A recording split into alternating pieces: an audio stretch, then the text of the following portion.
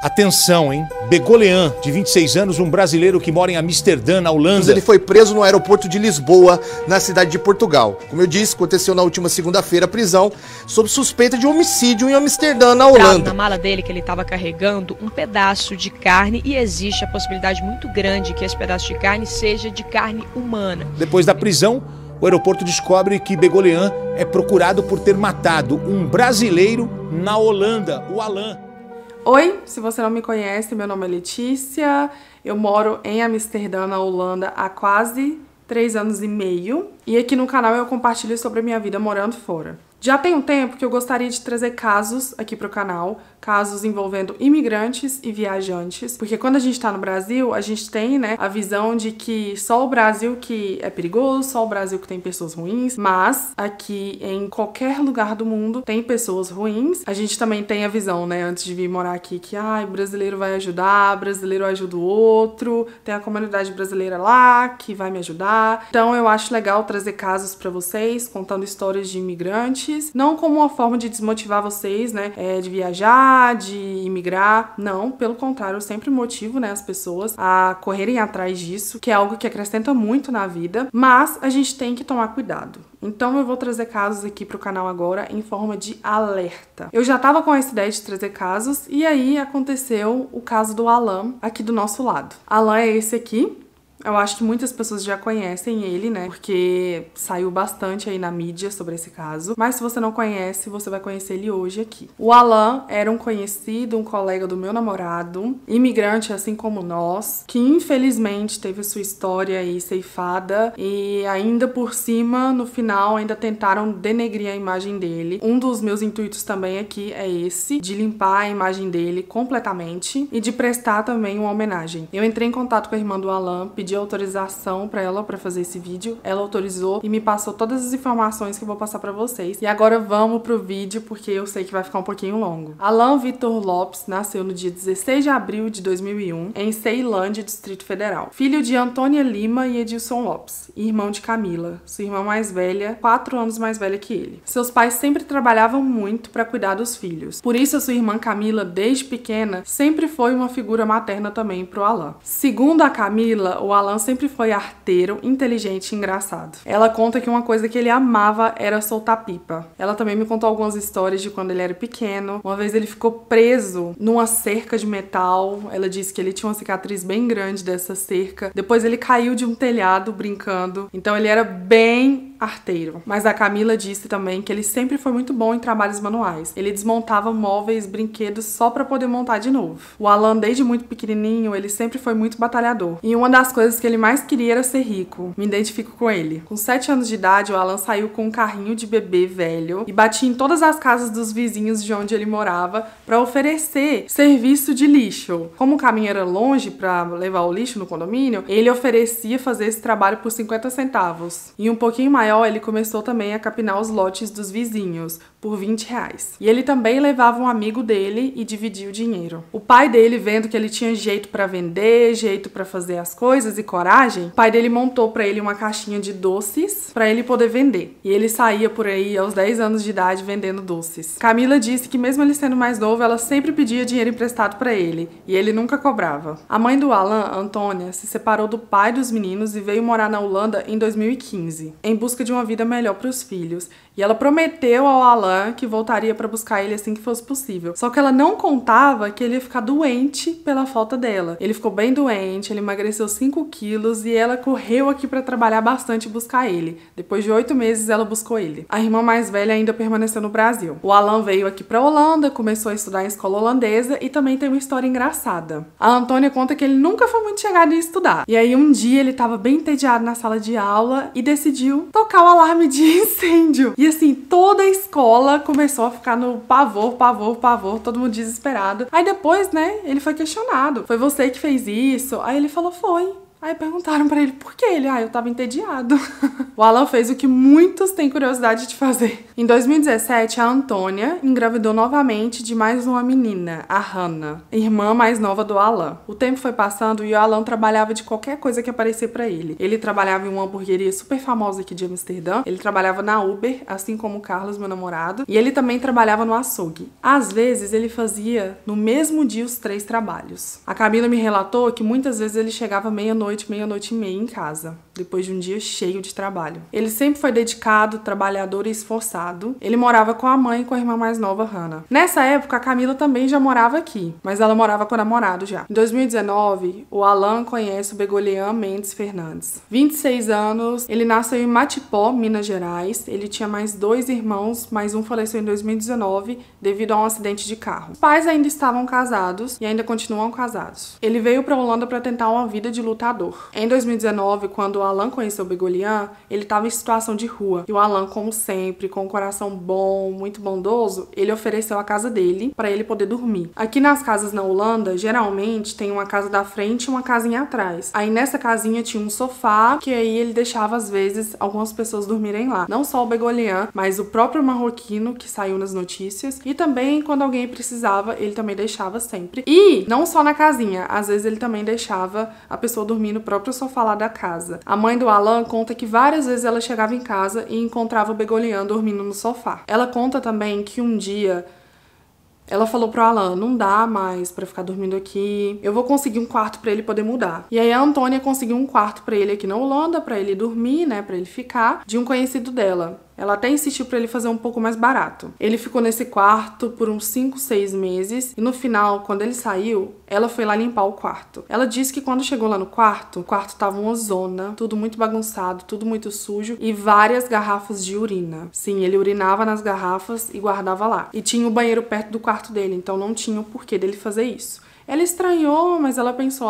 homem, jovem, preguiçoso, isso é normal. Ela disse que ficou um tempo sem ver ele, mas que escutava às vezes o filho comentando algumas coisas sobre ele, sobre o Begolian. Que a polícia estava atrás dele, que ele tinha feito uma documentação falsa, que ele estava devendo ele, mas tinha um tempinho que ela já não via ele mais. Depois de um tempo, a mãe do Alan encontrou ele dormindo na sala novamente. Nesse dia, eles conversaram um pouco e o Begolian disse que a família não queria ele por perto, porque ele tinha ido no Brasil há uns dias atrás e que a família dele tinha praticamente expulsado ele. E aí a Antônia pensou, estranho, né? Se a família não quer perto, alguma coisa tem. Depois desse dia, o Begolian ainda dormiu algumas vezes lá, mas a Antônia sentou com o filho e pediu para ele não levar mais porque era perigoso. O Alan não ficava tanto em casa, então só ficava a Antônia e a irmã de 6 anos de idade. 5 na época, porque ela acabou de fazer 6. Então a Antônia pediu pra ele não levar mais gente, pra ter cuidado, que tava colocando a segurança delas em jogo.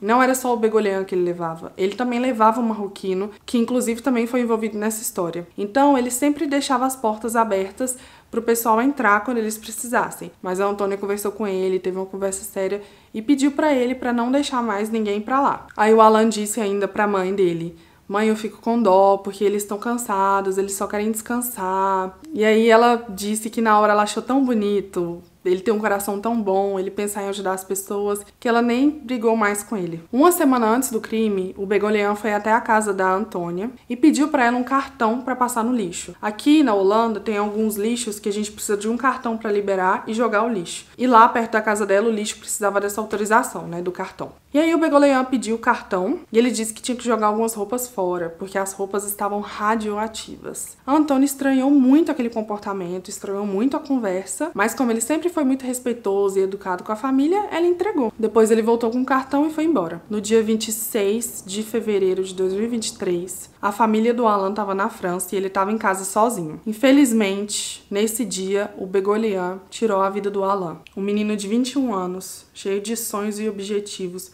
rodeado de pessoas que o amavam a facadas. A vizinha escutou um barulho muito forte pela manhã e aqui nos grupos de brasileiros em Amsterdã já tinha um áudio circulando do Begolian assumindo o crime. Ô Messias, ora por mim, meu irmão, que eu tô beleza, graças a Deus, viu? Mas o que eu passei não foi brincadeira, velho. Ele é canibal, já tem muito tempo que a galerinha dele sabe, entendeu? O Marcos sabia, O Wesley sabia. O Rafael sabia.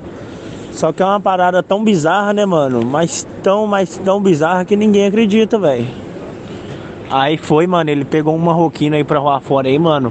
Decepou o cara dentro da açougue, mano, igual um porco. Decepou o cara. Aí foi, ele me mostrou o vídeo. Ele me chamou lá na casa dele pra comer um pedaço da carne do cara. Aí eu fui lá, os meninos já tinham me avisado que era armadilha pra ele me pegar, tá ligado? Eu já tava avisado disso. A mãe dele tá pra Paris, a mãe dele nem ficou lá pra ele conseguir ter armadilha pra me pegar. Aí na hora que ele tentou me pegar, mano, eu tava com a faca, eu fui reagir e passei ele, tá ligado? E me ajuda aí, mano, pelo amor de Deus, que ele tava falando comigo, mano, igual um psicopata, um louco, um canibal doente, mano. Nossa, a carne do Wesley, o Wesley deve ter uma carne macia com a gordura, não sei o que tem, bababá, bababá. Falando igual doente mental, mano. Foi ordem da nossa galera mesmo pra poder passar ele, tá ligado? Se caso ele tentasse me pegar. Só que não fala pros outros, mano. Não dá esparro, não alerta, mano. Que eu tô tentando sair da Europa, tá ligado? Que eu fiquei com medo da galera reagir mal reagido. E ir lá e tentar me matar também, tá ligado? Aí eu tô saindo da praça, mano. Tô saindo da praça pelo menos pra uns dias. Inclusive, mano, eu ia te pedir uma ajuda, mano. Pelo menos de uns 30, 40, 50 euros. Ou 10 euros, que você puder arrumar, mano. Que eu tô aqui no aeroporto aqui já. E não tem dinheiro nem pra comer não, mano. Meu pai e minha mãe tá mandando a passagem pra mim, tá ligado? Se você puder me ajudar aí pra mim comprar um carregador pro telefone. Eu comprar um lanche, tá ligado? Foi assim que eu descobri o crime. Eu tinha acabado de chegar do trabalho, o Carlos estava com o celular na mão. E ele falou, um dos primeiros caras que eu conheci aqui na Holanda, que me ajudou, acabou de falecer. E eu perguntei pra ele, como assim? Qual foi a causa? Aí ele falou, ainda não sei. Aí eu falei que sentia muito, mas eu não conhecia o Alan. Depois dos áudios circulando pelos grupos do WhatsApp, alguns amigos em comum do Begolian e do Alan foram lá para a porta da casa do Alan e chamaram a polícia. E ali encontraram o corpo do Alan em uma cena muito triste, uma cena de crime bem feia. A namorada do Alan ligou para Camila e avisou ela sobre o ocorrido. Eles voltaram imediatamente da França. Depois do ocorrido, o Begolian tentou fugir. Ele pegou um avião daqui, foi para Portugal. E lá em Portugal ele foi parado. Mas ele não foi parado pelo crime. Ele foi parado porque ele estava com um documento falso, um passaporte falso. Depois que o pessoal da imigração viu que o passaporte era falso, eles entraram em contato com a Holanda. A Holanda informou que ele estava foragido. E aí eles abriram a mala dele e encontraram roupas de sangue e um plástico com carnes suspeitas. Agora eu vou contar para vocês qual foi a versão do Begolian. Em Portugal, Begolian confessou ter tirado a vida do Alan a facadas nos Países Baixos e explicou que o motivo do crime foi supostamente legítima defesa. Segundo ele, Alan teria tentado matar ele após oferecer carne humana para consumo e lhe mostrar vídeos de canibalismo. Um inspetor responsável pelo controle de passageiros no aeroporto da capital portuguesa, o brasileiro disse que o material era prova e foi recolhido em um pote de plástico para ser apresentado como evidência. A polícia informou que a carne encontrada com Begolian era de origem animal. O Begolian informou que essa carne ele tinha retirado do congelador da casa do Alan. A polícia holandesa apreendeu todas as carnes da casa do Alan e todas são de origem animal. A polícia concluiu que nenhuma carne era de origem humana. Nos áudios, o Begolian também fala que o Alan fez algumas coisas no açougue e que ele tinha tirado a vida de um marroquino. Esse marroquino é o mesmo que ele tentou ajudar várias vezes, que ele levou para casa dele para dormir várias vezes e que ele também já deixou ele banhar lá. O marroquino, quando descobriu, ficou chocado. Ele ainda vive em estado de rua. A Antônia, mesmo com a sua dor, ainda ofereceu ajuda para ele. Ele disse que tá meio assustado. Ele tá assustado? Ele disse que não, que tá meio assustado. Ele disse que quer passar lá em casa. Fala pra ele depois ir lá em casa. Mostra ele de novo. Pera, mostra ele de novo, mostra ele de novo. Gabi, mostra ele. Gabi, mostra ele. Mostra ele.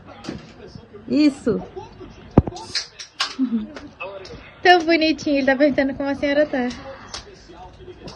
Good. Mas ele disse que não queria. Ele tá chocado com toda essa história. O dono do açougue também, que foi uma pessoa que foi envolvida aí pelo Begolian, chamava o Alan de filho. Ele disse pra mãe do Alan que ele espera todos os dias a volta dele pro açougue. E o Alan também não podia entrar no açougue sem autorização dele. Não teria como o Alan fazer nada disso. O que nós ouvimos nos últimos dias é que o Begolian tem alguns problemas mentais, como esquizofrenia, e que ele teria cometido o crime em um momento de surto. No momento, ainda não sabemos se ele foi extraditado pra Holanda, mas sabemos que ele vai pagar o crime aqui. Qualquer atualização sobre o crime, se vocês quiserem, eu posso trazer aqui pra vocês. Esse foi o crime, agora eu vou trazer pra vocês um pouco das minhas considerações sobre isso e alguns alertas pra vocês. Quando eu fiquei sabendo do crime, eu fiquei muito chocada, porque eu sou uma pessoa que gosta de ajudar as outras, que já quis abrir a minha porta para receber pessoas, e eu me coloquei no lugar. E é complicado a gente pensar que a gente tá ajudando alguém e do nada essa pessoa pode acabar com a nossa vida. Poderia ter sido a gente que tivesse estendido a nossa mão para um brasileiro em situação de rua aqui, e isso poderia ter acontecido com a gente no final. Fico alerta para vocês muito grande.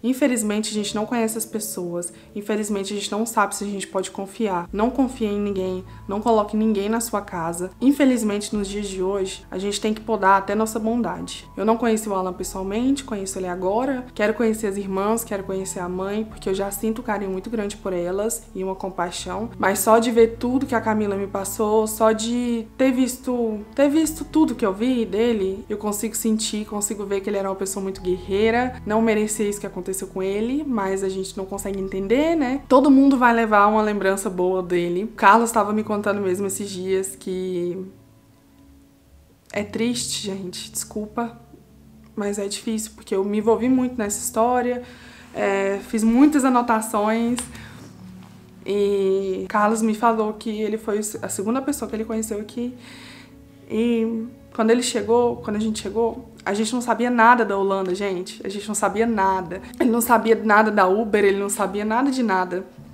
E aí o Alan apresentou umas coisas da Holanda pra ele, explicou como funcionava algumas coisas. Foi muito importante essa ajuda que ele deu, sabe, no começo pro Carlos, sem pedir nada em troca. E aí você já começa a imaginar, né, como a pessoa era boa.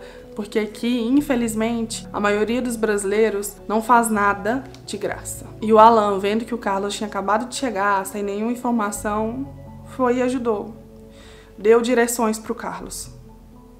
Isso há 3 anos e quase 5 meses atrás. E é triste saber que, mesmo depois de tudo que aconteceu com ele, ainda tem pessoas que acreditam na versão do assassino. Uma pessoa boa como o Alan nunca faria isso, gente. Uma pessoa boa, uma pessoa que ajudava as outras. A mãe dele contou uma coisa que me emocionou, que lá no açougue ele começou a vender refrigerantes para mandar dinheiro para a Turquia. Depois de tudo que aconteceu lá. O Alan tinha um coração gigante, um coração bonito, um coração bom, e que todo mundo que conheceu ele, até quem não conheceu, como eu, vai se lembrar dele de uma forma bonita. Com certeza ele deixa um legado muito bonito, ele deixa várias memórias boas, uma pessoa engraçada, uma pessoa alta astral, uma pessoa divertida. O Alan foi luz, o Alan foi bondade, o Alan foi amor, o Alan foi perseverança, o Alan foi força, o Alan foi filho, o Alan foi amigo, o Alan foi irmão, o Alan foi namorado, o Alan foi trabalhador, o Alan foi imigrante, o Alan foi guerreiro, o Alan foi especial. Antônia, Edson, Camila e Hannah, eu tô com vocês. Eu sinto muito, muito, muito pela perda de todos vocês. E Alan, espero que você esteja feliz e tenha gostado desse vídeo. Todo mundo vai sentir muito a sua falta, mas continua dando força aí pra sua mãe e pros seus familiares, igual você tá fazendo. Eu pago a senhora manda pra mim depois, eu acho melhor. Tu vai cortar? Tem que cortar. Não, vocês dão um jeito em casa. Não sei. Trabalho pra vocês não. Tá vendo, pai? Tá vendo como é que o serviço que ele oferece aqui? Vou tá cortando pra vocês. Alan, às vezes você é tão bonita, às vezes até tão feio. Agora eu tô bonito, vou falar do braço. Bota, tire o chapéu, o boné. Tire o boné pra mim.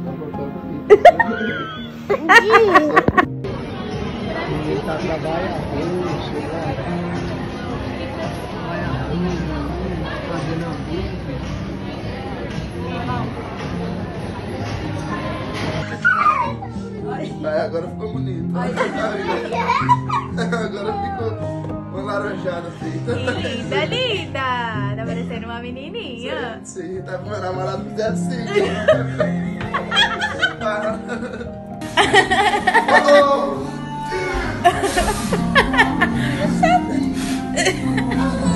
Você não fica bravo não, eu não vou te machucar. Quem é que tá fazendo carinho, Alan? É o Titinho. Oh, você não me olha assim não, você tá me olhando com cara de mal. Mas como é que fala? Minha colher? Minha colher. Sua colher? Yeah. Ok, é sua. Wat ga je eten met deze colher? Colher. Wat ga je eten met dat? Agora, né, Gigi? Eu não preciso disso, meu irmão tem 2 empregos. É Uber e Swedish. A calça de um e a blusa de outro. Mais um que não vai falar.